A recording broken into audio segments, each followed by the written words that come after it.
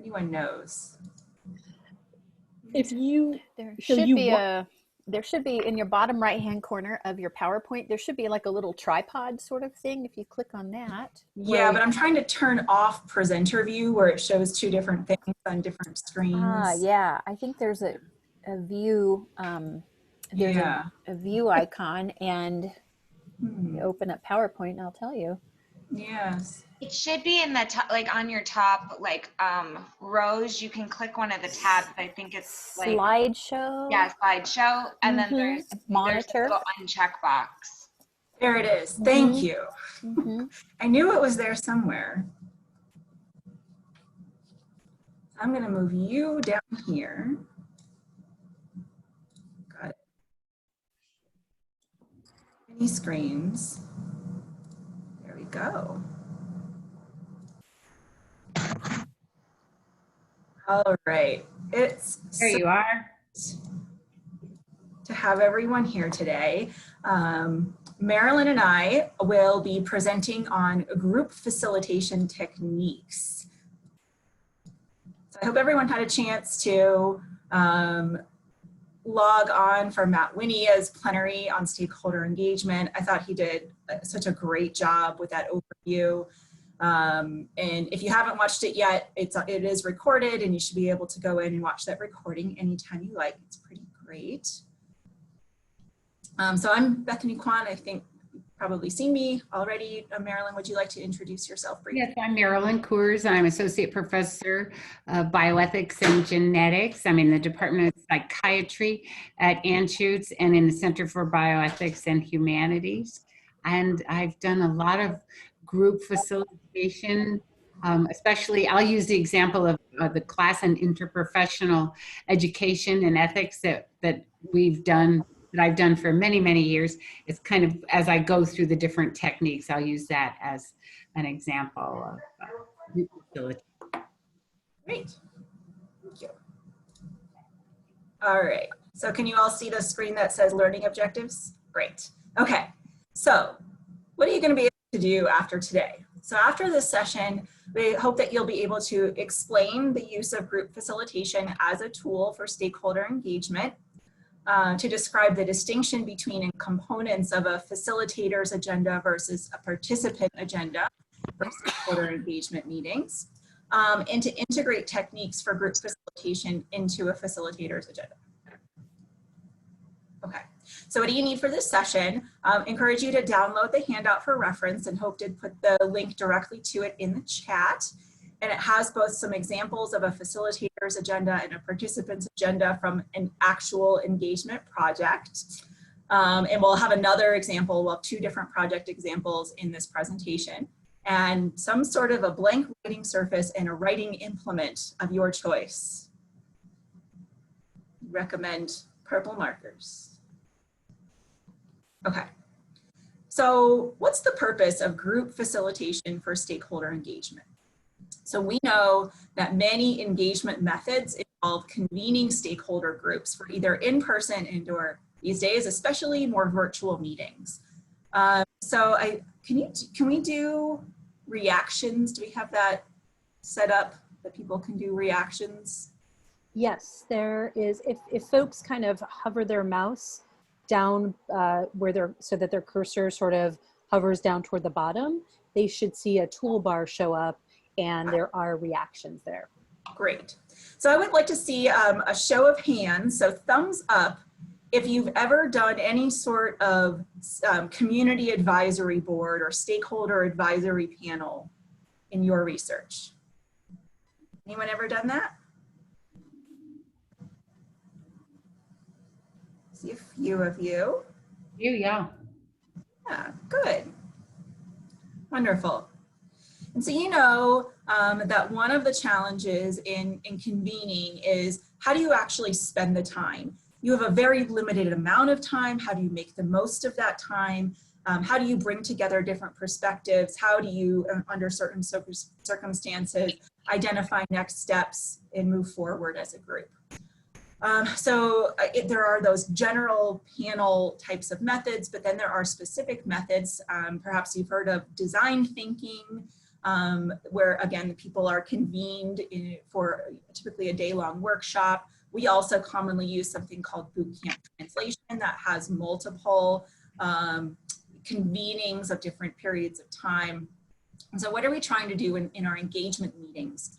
We're ultimately involving our stakeholders, and Matt Winia's presentation just went through all the different varieties of types of stakeholders, ways that they're engaged in research, and we engage them and we involve them in the design, implementation, and ultimately dissemination of research. I would say first and foremost, one of the most important goals of engagement meetings is relationship building.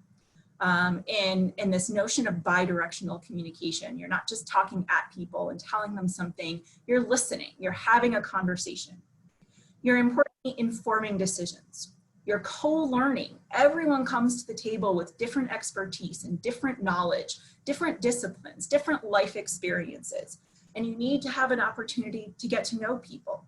That's important for building trust. And ultimately brainstorming and design.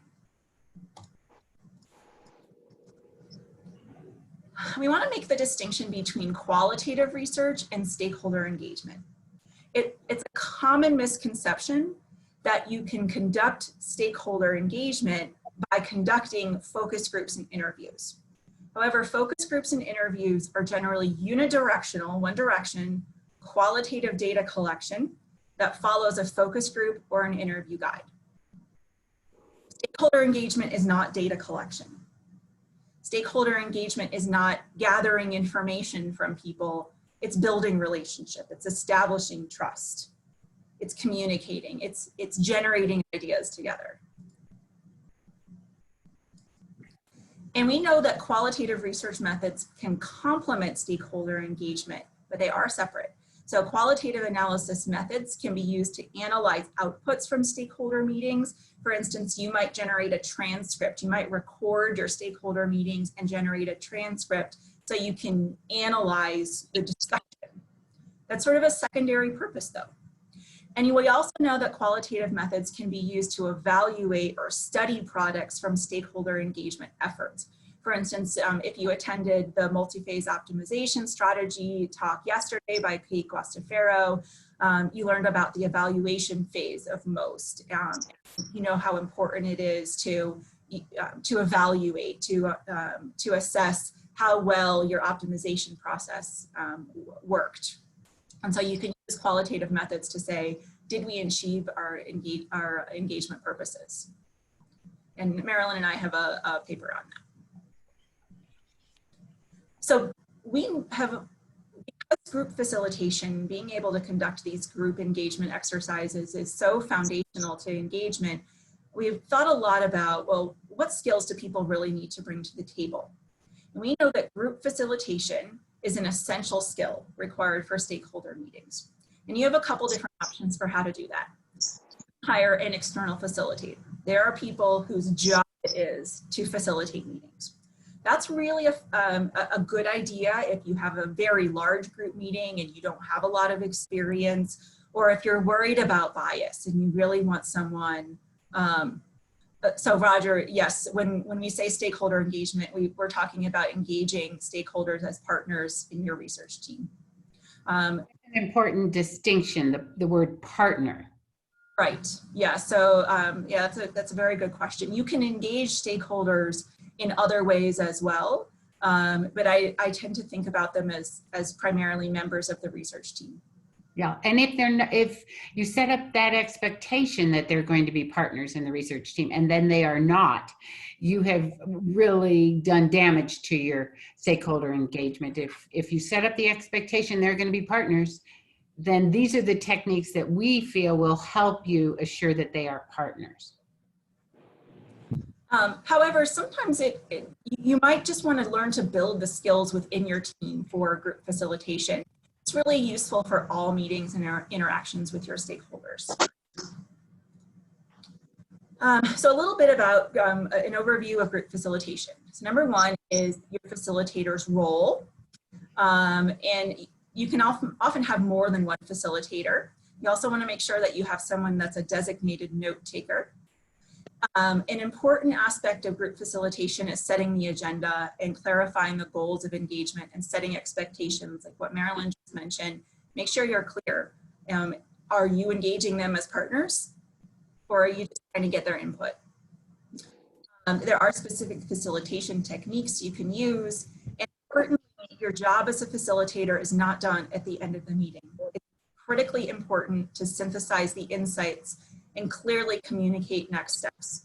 And then ultimately prepare for the next meeting, because as Matt Winia mentioned, engagement is longitudinal. It's not a one-time thing. Okay, so specifically, facilitators' role. Set the agenda for the meeting in advance. Review the agenda and meeting objectives at the beginning of the meeting. Get to know the personalities of the group. Who do you have there? That can take a little bit of one-on-one in advance of the meeting. You can use an initial meeting to get to know people. I tend to like to just talk to someone in advance, get to know them a bit. Who are they? It's important for the facilitator to help maintain a positive atmosphere, make sure the group follows its process, keep track of time, assist the group in analysis. What are we hearing here? Empowering the group as a whole to participate, respecting the introverts and the extroverts, providing opportunities for those introverts to provide their feedback in more comfortable contexts, and ultimately show appreciation and respect. So how do we go about creating an agenda? So who here has ever developed kind of two different agendas, a participant's agenda and a facilitator's agenda? Anyone ever done that? Give your thumbs up if you have. Okay, a few of you, great. I strongly encourage this technique, that you have a simple agenda for your facilitators that's a more general overview of the meeting topics to be covered, including the timing. Make sure people really like to know where are we in this process, as well as the presenters. And if it's a longer meeting, make sure you include breaks. And then you have a separate facilitators agenda that is just for the facilitators, so that your participants don't see this. It includes more details on how the meeting will be run, by whom, and with what materials. It'll help you feel really prepared, almost a script to be followed.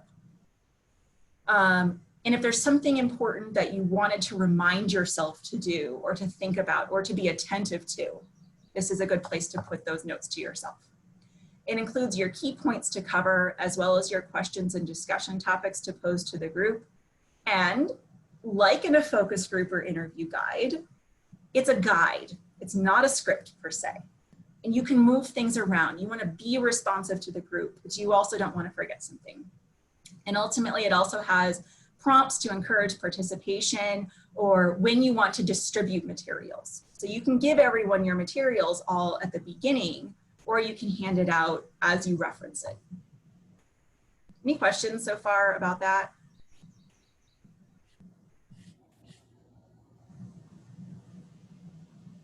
Let me think about that, Kiyomi. Will we discuss strategies for getting buy-in from stakeholders, especially in the context of virtual meetings? I would say that the process of engagement is the process of establishing buy-in. That, that by involving them in the discussion, by demonstrating appreciation and respect, following through on your commitments, that's what helps establish buy-in. I also think it's important. I noticed many of you are have stopped the video. I think it's important to ask people to stay on video. I've noticed in the online courses that I've had this spring that people tend to hide out, if you will, and do their emails or other important things. But if you're going to get buy-in, I think they have to be fully present, and it has to be done in a positive way. That's just one. And we'll talk more about that. Karen's in her pajamas. I had one student this spring, a resident in psychiatry, who I know was in bed. I could see but at least he had his video on. Pajamas are acceptable. Okay, so how do we create an effective agenda? So number one, I can't stress it enough, set expectations and clarify goals. What are we trying to accomplish? Why are we here? Who are we? Leave time for relationship building, especially in the first session. Leave a lot of time, more than you think is necessary to get to know each other. Flatten the hierarchy. Establish that everyone comes with their own expertise relevant to the discussion. I like to start with an icebreaker where we ask everyone what they're an expert in. You hear all different sorts of things. A recent engagement effort with a new team, I learned someone is an expert in refrigeration repair. And that's not something I would have expected, but it's really important to note that everyone comes to the table knowing something important. Part of your agenda is balancing the process. How do we have this conversation? And the outcome. What is it that we're trying to achieve? And this is sort of the answer to Kiyomi's question. We're there to trust the process. As researchers, we tend to like to be in control. We want to know that this is next, that we're going to talk about this and we're going to do this and this is where we're going to get to. In engagement, you can't control it. You need to trust that process. Trust that the goal is to build relationship. It's important so this balancing helps to foster a sense of purpose and accomplishment. You want to be very clear on roles, objectives, and process. I can't say that enough. And be open to where the group wants to go, but also keep on track. You do have goals, and it's your job to help get there. And I call it guardrails, but not train tracks. You don't want to fall off the cliff, but I'm not telling you exactly the path to follow. And then communicate the next steps. What are upcoming agenda items, and how are we going to maintain momentum between meetings? Okay, so here are some examples. Here's an example participants agenda. And so this is from a G08 grant that's funded by the National Library of Medicine. And Lisa Schilling and I are multiple PIs on this. And so what you see here is we had a half-day kickoff meeting with our TIGR group, the Transgender Health Information Resource. And what you can see here is who's the facilitator, who's leading that particular session, how much time are we spending, how are we spending a decent amount of time getting to know each other, establishing our goals, roles, activities, and timeline. We had an expert presentation on health information seeking. We had a little break where we had a little fun activity where we voted on a logo. And then we used something called Purpose to Practice brainstorming. It's part of Liberating Structures, which is a series of group facilitation techniques that I really like. And then a little bit more of a break. There was lots of people wandering around. We had food. Our grant didn't pay for the food. We paid out of our own pocket. It's not that expensive. And then we had time for group discussion around focus groups. We did also do focus groups to complement our engagement and design session plans. We're building an app. And then we communicated next steps. And then here was the facilitators agenda for that day. You can see some notes here. Here's our materials. So we made sure to mention we needed coffee and snacks. We had our discussion questions we were posing. We had in our materials, all of our Purpose to Practice handouts that we had developed based on liberating structures. And then in your handout, here's another example. This is from a project Marilyn and I are not involved in, but this is from a boot camp translation kickoff meeting. And again, you see a participant sample agenda and a facilitator sample agenda. Okay, so our first activity here, and would really like everyone to bring up their chat. And people are much more comfortable typing in chat. What do you notice are the main components of a facilitator's agenda? What do you see there? Timing. Very important. What else do you notice? Components, discussion questions, responsible parties, tasks, materials, roles, prompts, reminders, contents, bullet points. Yes.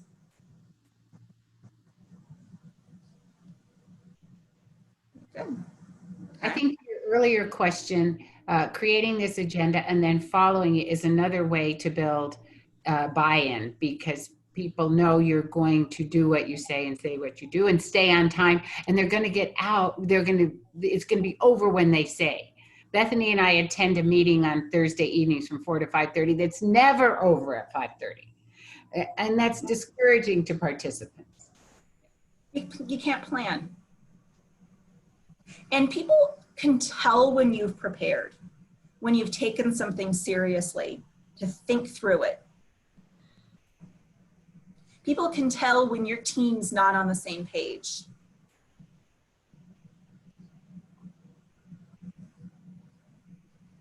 So, yes, all of those pieces. Okay, so I'm doing the first activity, right, Marilyn?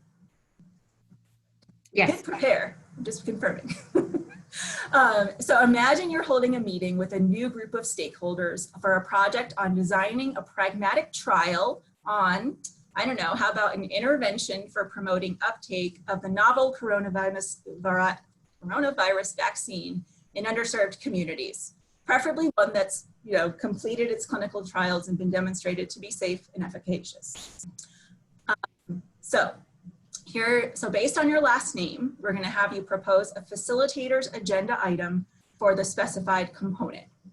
Okay, so for instance, a space and materials component might be hand out vaccine information sheets from the drug manufacturer. Okay, so if your last name starts with A to C, propose a relationship building component for your facilitator's agenda. If your last name starts with D through G, propose a timing component. H to K, space and materials component. Last name L to N, goals and expectations. O to T, active discussion. U to Z, do we have any of those? And synthesis and next steps components. Put the topic back in the chat. Yes, good idea. Marilyn, could you type in the topic in the chat? Yeah.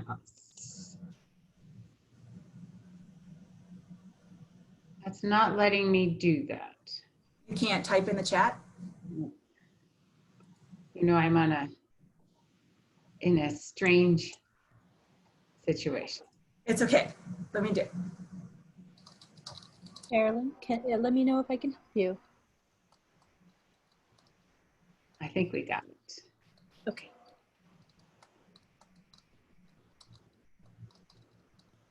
Here's the topic. Yeah. And then here's the assignment. And then just type briefly in the chat what you would suggest, what you would put on the facilitator's agenda for each of these components. Mm-hmm.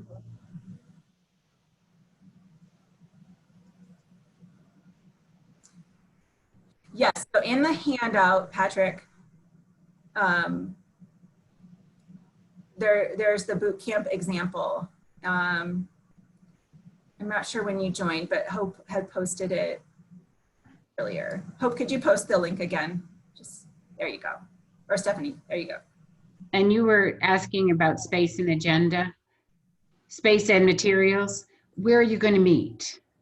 What do you need? Do you need a handout? Do you need food? Do you need internet? Do you need Zoom? Do you need, are you in person?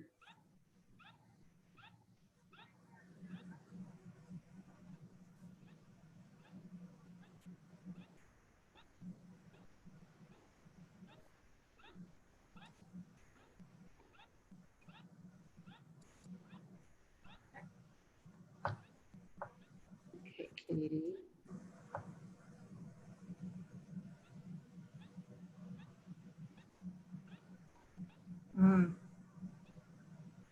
Nice. Good. These are great suggestions.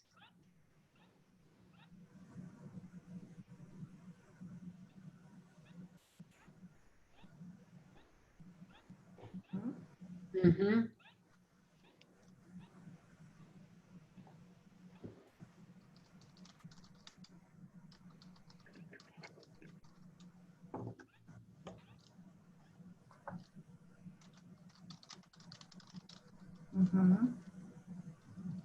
Good. Yeah, I think that icebreaker question works very well. Very good.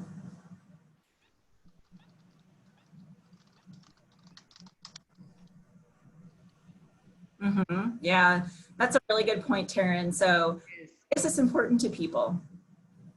What brings them to the table? What was their motivation to come? Having some videos available, maybe look at some sample advertisements. Yeah, so some memes. Oh, I like it.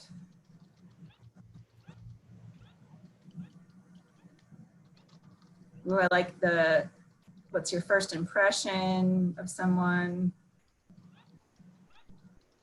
Large space, so people can be socially distanced, childcare options.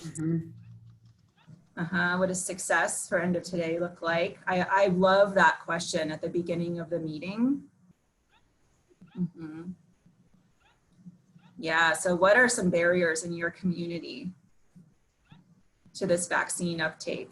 And remember, we said in underserved communities, so so that might be very specific to your community, what those facilitators and barriers might be. Methods for increasing public awareness. You know, where do people get their information? How do you reach that community? Who's going to reach them? Having someone else summarize and synthesize from the day and help them out as needed. That's right. You don't want to put people on the spot. Sometimes it helps to have someone picked out ahead of time that you think would be good for that role.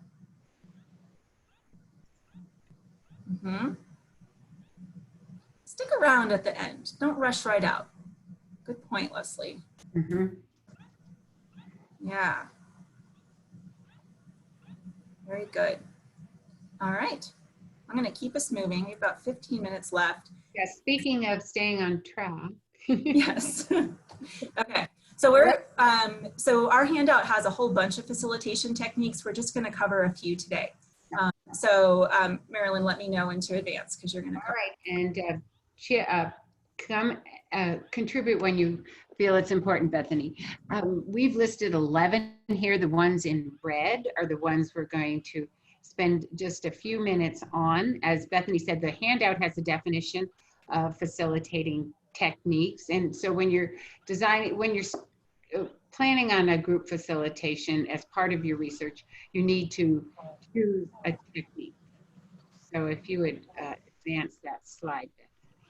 So the first one we're going to talk about is drawing people out or making space for them to talk. And frequently, especially when you begin especially I find virtually, maybe others have found it to be different, you need to draw people out.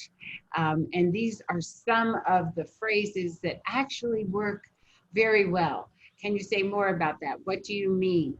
Did you want to add anything? Or sometimes you need if things just aren't happening yet, maybe you need a structured go around. By that I mean go from person to person in a designated way in the group. I don't love that idea, but sometimes it's the only way to get everybody started. And once they're started and start to feel more comfortable speaking up, it's not as important. The other phrases work well.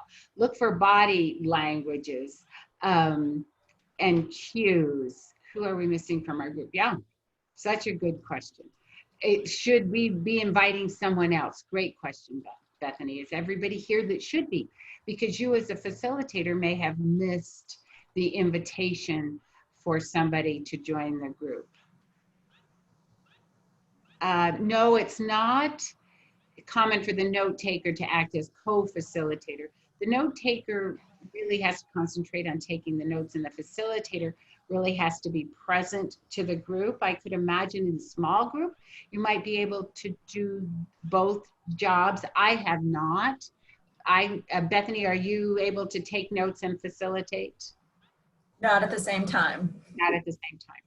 Look for body language cues. I remember in one of those classes, interprofessional ethics, we had healthcare professional students from all of the colleges and schools on campus. And one of the students pulled his chair back to the wall. This was in person, and wouldn't participate.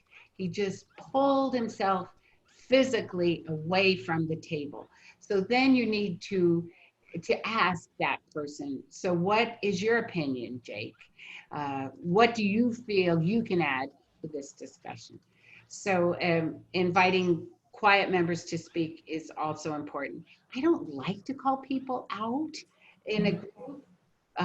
So after you said, can anyone else add anything? Can somebody else say more about this? Then sometimes you just have to say, so could you contribute? All right, next. And so I like to have little Post-it notes or even like big Post-it notes on the table. And the introverts sometimes like to provide their feedback in writing. And so we'll put, we'll invite people to write down their thoughts on Post-it notes, and then we can organize them all together without people having to speak. Mm-hmm. And of course, virtually, that is something to do. That's easier to do virtually actually than in person. In these chats.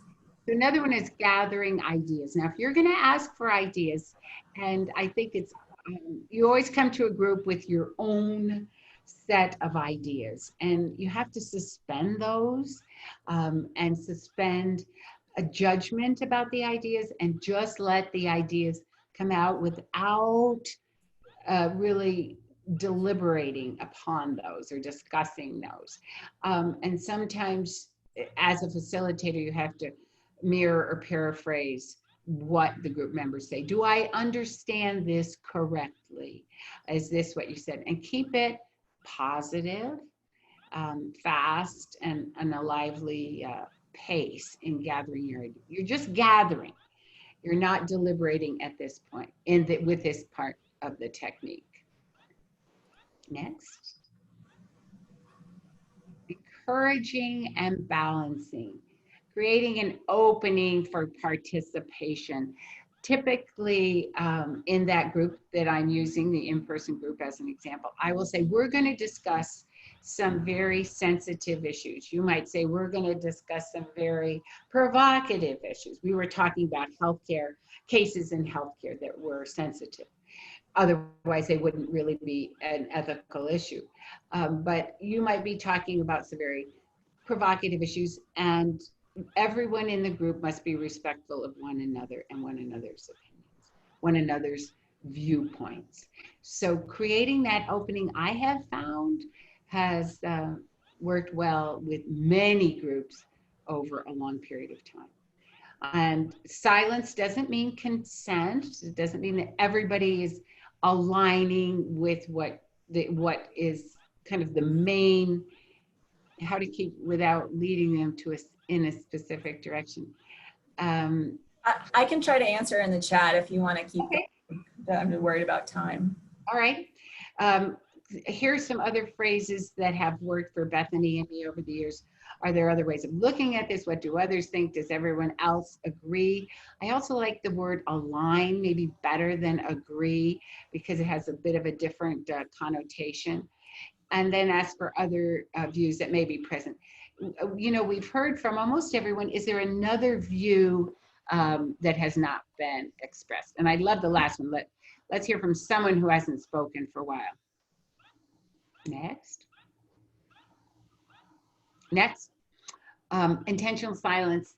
I find that this isn't one of Bethany's favorites, but it's one that I have found to work very well. When you say, is there someone we haven't heard from yet? And then you wait a few seconds, and it doesn't work as well virtually as it does in person. But it maybe takes a little longer to get somebody to speak if you're just silent for a moment. It's so uncomfortable. Someone will talk. Someone will talk. It's not as uncomfortable as some, it's not as uncomfortable online because you can just hang out. All right. And what else do we have here? Listening for common ground. This is important. And I think we talked about it a little bit. Let me summarize what I think I'm hearing. And I just used an example here. Some of you want to work at home and others prefer to come into the office at the Ethics Center, but everybody wants to work safely. Have I got it right? That's just an example. Bethany referred to maybe assigning a person ahead of time to summarize, or the group facilitator can summarize what he or she thinks they're hearing, and then allow others to correct you if that's not exactly what's right, what they were saying. All right, next. COVID-19 developed outside of the CDC response. Think, pair, share, another technique. Pose a thought question.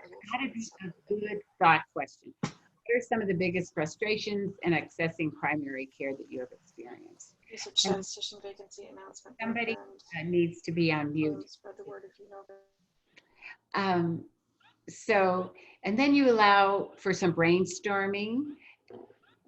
You can separate into pairs to discuss it, and then allow the pairs to share.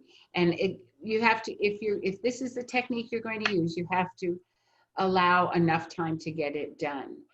And also, Bethany has mentioned liberating structures. This is very similar to the 1, 2, 4 all liberating structure. So this gives you a little bit of a good time measure, so to keep everybody on track. And we do recommend liberating structures as another means. Next. I just want to note, think, pair, share is a really nice strategy for the quieter people to be able to provide their input. Yeah, maybe one or the other is more comfortable speaking. So returning activity, one, I think back to our pragmatic trials for vaccine. I'll let you go on with this, Bethany. Sure. Yes, this is activity 2. So activity 1, but really activity 2. Yes, it's activity 2. Integrating facilitation techniques into your facilitators agenda. So we talked about a lot of those active discussion components.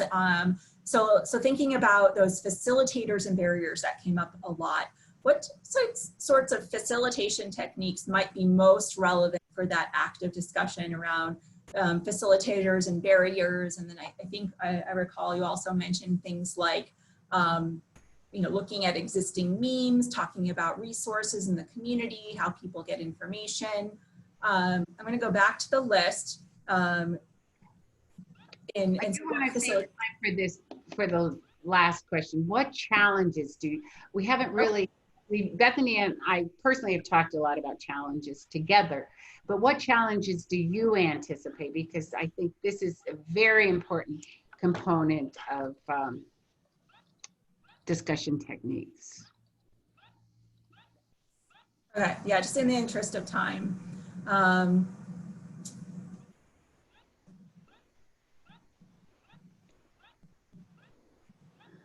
What challenges do you anticipate might come up in facilitating the meeting? Mm-hmm.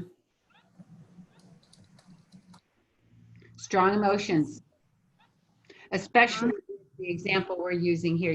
There are very many people who are vaccine resistant or vaccine adverse. So you have to be prepared for that, and have in your preparation, be prepared to answer that question.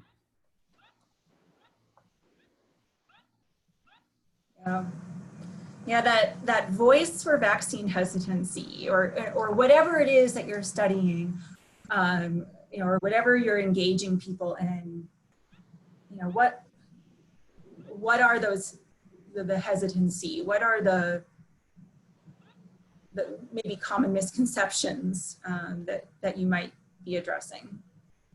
And be prepared and up to speed on those in the topic that is under discussion. And ORO makes a really good point that especially if you have new stakeholders, research methods are really new to them. Be sensitive to that. Mm-hmm. And this is an important point, Ashley, about groups, especially if we're talking about this particular group that feel they've been used in research before, that needs to be addressed. Or what I've heard in different discussions with stakeholders is, well, you know, you come to our communities, you ask us these questions, and then we never see any results.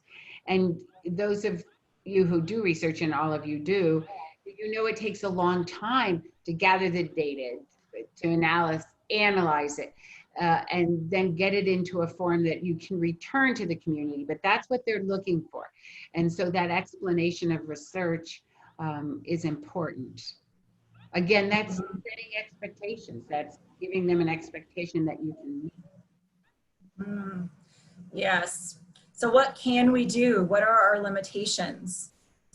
One of the things that I really liked in our purpose to practice brainstorming we did with our transgender group was having an explicit conversation about what was possible, what resources we had, what directives we had from our grant, and assuring them that we weren't going to abandon them, that if they wanted to keep working with us, if something had come up that deserved further examination beyond our particular project that had been funded, that we were there for them, that we would continue. And the time that it takes. And the time that it takes. Our transgender community advisory board was really clear that they wanted us to be realistic, that they wanted to accomplish something. They wanted to say that at the end of the project, something had been done. This was incredibly important to them. And so they put it on us to say, make sure that you're being realistic, that you're focused. Very important. Which I appreciated. Yes, so tending to politics. And so part of those ground rules, especially something, you know, this particular topic of vaccines, noting that in ground rules that we're, this is science, it's not politics. Right, right. Stephanie, I think we're out of time. We have 2 minutes, and so I just wanted to point to some of the resources. So Sam Kainer's Facilitators Guide to Participatory Decision Making is really fantastic, and it was the source for these facilitators guide. So if you're going to do this, I would highly recommend getting a copy of this guide. There's also a couple other resources, and we should also acknowledge that these slides were adapted from a presentation that a colleague of mine in one of the clinical practices that we collaborate with, her name is Stacy Halverson, that she prepared an initial draft of the slides that we adapted for today. And here we are. You want to contact us for more? Okay. So we're going to repeat this. And so all of those other sessions, if you wanted to go join another session, they'll be starting in a minute or two. So thanks for coming.